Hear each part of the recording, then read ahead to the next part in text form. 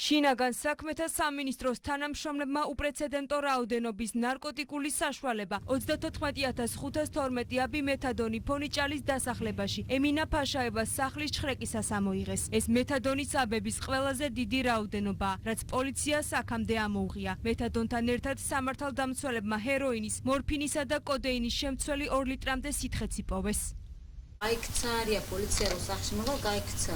ფინარარია, кайкца არია, გიცი? ორიტღა არია პოლიცია აქ არის.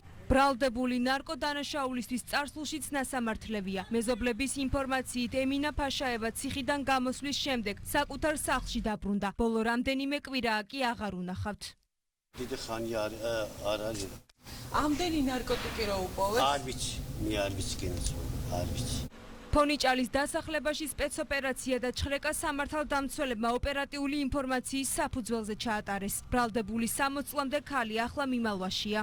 ეს არის ყველაზე დიდი რაოდენობის მეთადონის აბები, რაც პოლიციას აქამდე ამოუღია. სამართალდამცველებმა ქალაქ თბილისში ფონიჭალის დასახლებაში ჩაატარეს წარსულში ნარკოტიკული დანაშაულისთვის ნასამართლები 1967 წელს დაბადებული ეფუს საცხოვრებელი სახლის ჩხრეკა.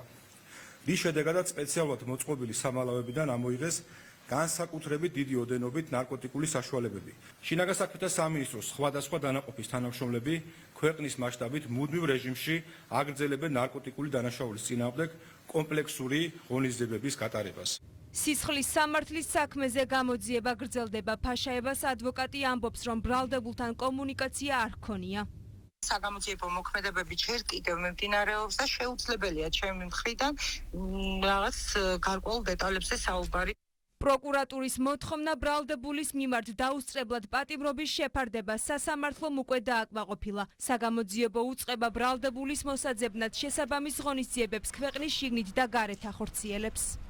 პროკურატურამ განსაკუთრებით დიდი ოდენობით ნარკოტიკული საშუალებების 34512 აბი მეთადონის, ასევე ჰეროინის, მორფინის და კოდეინის შემცველი 2 ლიტრამდე სითხის უკანონო შეძენა შენახვის ფაქტებზე ერთი პირი ბრალდებულად ცნო. პროკურატურის შუამდგომლობის საფუძველზე სასამართლომ ბრალდებულს აღკვეთი ღონისძიების სახით პატიმრობა უკვე შეუფარდა.